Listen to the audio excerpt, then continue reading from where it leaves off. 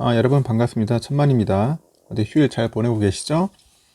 이번 시간에는 우리 인텔에 대해서 한번 얘기해볼게요. 인텔이요. 인텔도 그 반도체 종합 회사잖아요.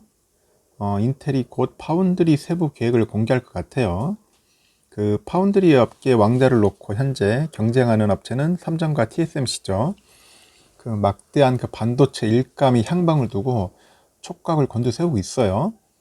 인텔에 따르면은 그 겔싱어 인텔 CEO는 23일 날 혁신과 기술 리더십의 새로운 시대를 주제로 열리는 자체 온라인 행사에 직접 참석을 합니다. 그동안 수면 아래에 있던 그 파운드리 확대 방안의 구체적인 내용을 대외적으로 알릴 것으로 예상을 하는데, 그 IT 매체에서는 겔싱어 CEO는 이번 행사에서 7나노급 공정 진행하고 외부 위탁 생산에 관해서 자세히 설명할 것으로 내다봤어요. 7나노급입니다. 7나노. 인텔은 그 반도체 공룡이라는 별명이 붙을 정도로 존재감이 아주 큰 기업이죠. 반도체 사업만 놓고 보면은 지난해 매출에서 3전을 따돌리고 세계 1위를 차지는 했어요. 하지만은 최근 10나노급 이하 미세 공정 진입에 어려움을 겪고 있습니다. 외부 기업에서 반도체 생산을 확대하는 방안을 추진하고 있죠. 그래서 그 인텔의 파운드리 확대는 그 삼성과 TSMC에게 의미가 작지는 않아요. 그 인텔은 주요 경쟁사 그 AMD가 곧 5나노급 반도체를 출시한다는 계획을 세운 것과 비교해서는 아직 7나노급 공정 생산 체계도 제대로 갖추지 못하고 있습니다. 빨라야 2022년 하반기에 7나노급 반도체 생산이 가능할 것으로 알려져 있죠.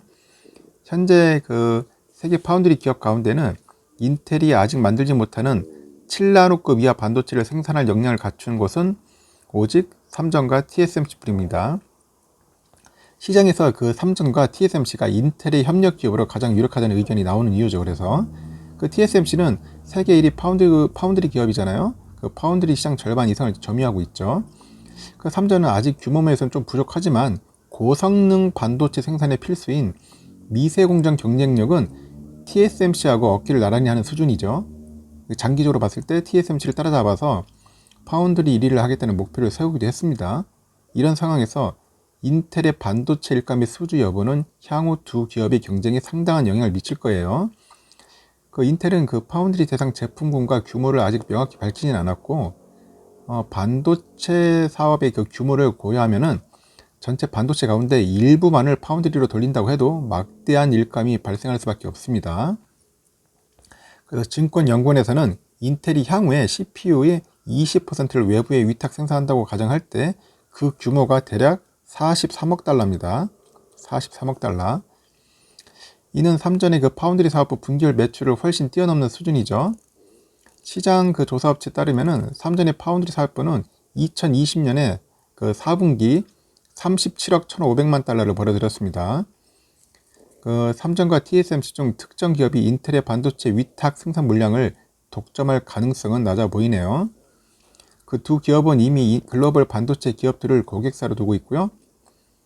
삼전은 퀄컴, 엔비디아, IBM 등과 거래를 해요. TSMC는 애플, 브로드컴, AMD 등에서 일감을 받고 있고요.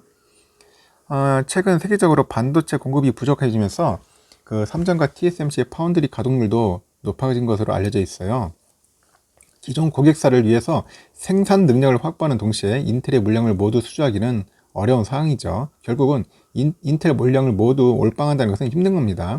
나눠 가질 수밖에 없을 것 같습니다. 그래서 인텔 반도체 일감 자체가 제한적일 수 있다는 말도 나오고 있고요. 그 인텔은 미세 공정에서 난항을 겪는 가운데 앞으로도 반도체를 자체 생산하겠다는 뜻을 굽히지는 않고 있어요. 그런데 그렇게 쉽지는 않을 겁니다. 그 겔싱어 CEO는 1월 컨퍼런스 콜에서 2023년 대부분의 제품을 자체적으로 만들 수 있음을 확신한다, 뭐 그렇게 밝히긴 했어요. 근데 파운드리 확대 정책이 단기간에 그칠 가능성도 뭐 내비쳤기도 했죠. 일단은 그렇습니다. 지금 23일 정도면은 어느 정도 윤곽이 나오겠다. 삼성이냐 TSMC냐 아니면은 양쪽에 둘 다 주느냐. 그때는 이제 겔싱어 CEO가 이제 어느 정도 밝히겠죠. 인텔의 반도체 일감 수주도 상당히 중요하니까 두 기업이 상당히 촉각을 좀 드러내고 있을 겁니다. 하여튼 삼성이 요번 기회 잘 해가지고 시스템 반도체 쪽에도 상당한 성과를 내서 주주들한테 좀 기쁨을 좀 전달해 줬으면 좋겠습니다. 이상 인텔에 관련된 소식 마치겠습니다. 여러분들 좋은 하루 보내시고요. 활기찬 하루 보내십시오.